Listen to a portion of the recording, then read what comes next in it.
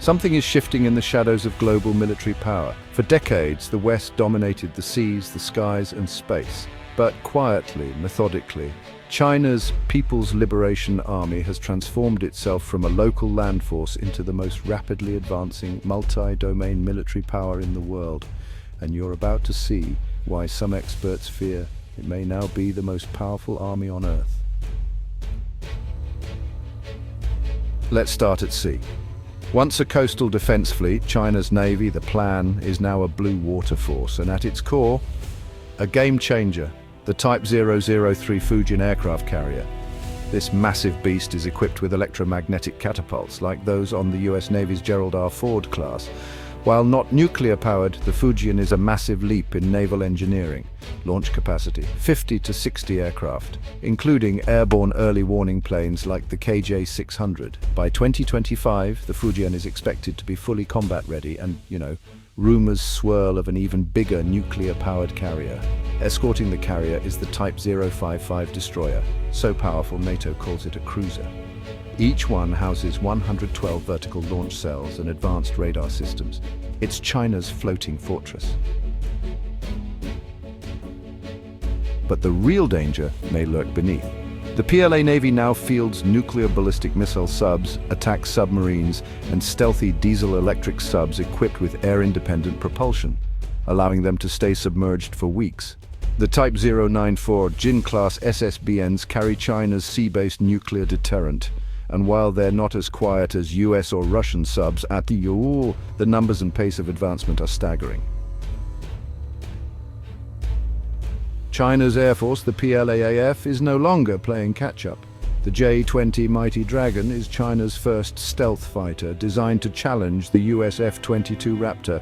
Equipped with AESA radar, IREST sensors, and internal weapons bays, the J-20 is built for air superiority and long-range interception. Its Achilles heel, engines.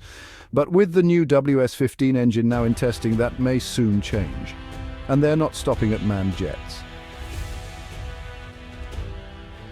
China is leading the drone arms race, from medium-altitude UAVs like the Winglong to the stealthy GJ-11, also known as the Sharp Sword. These drones are really designed to overwhelm defenses. So what's their strategy?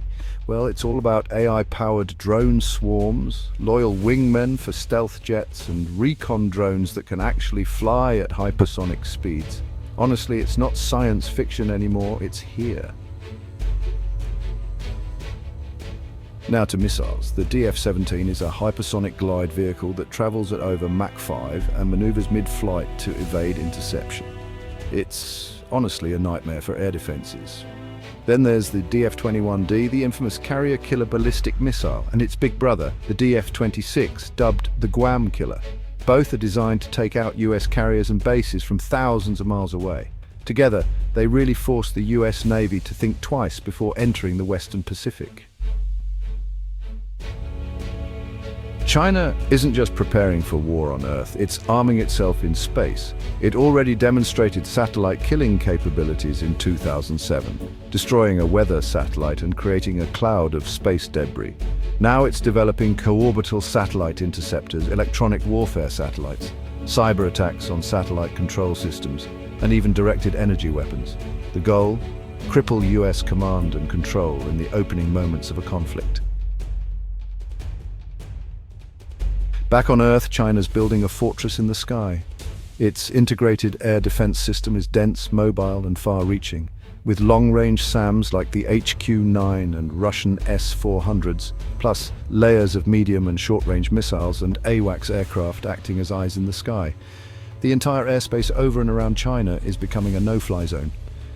Naval destroyers and artificial island bases further extend this shield deep into the South China Sea.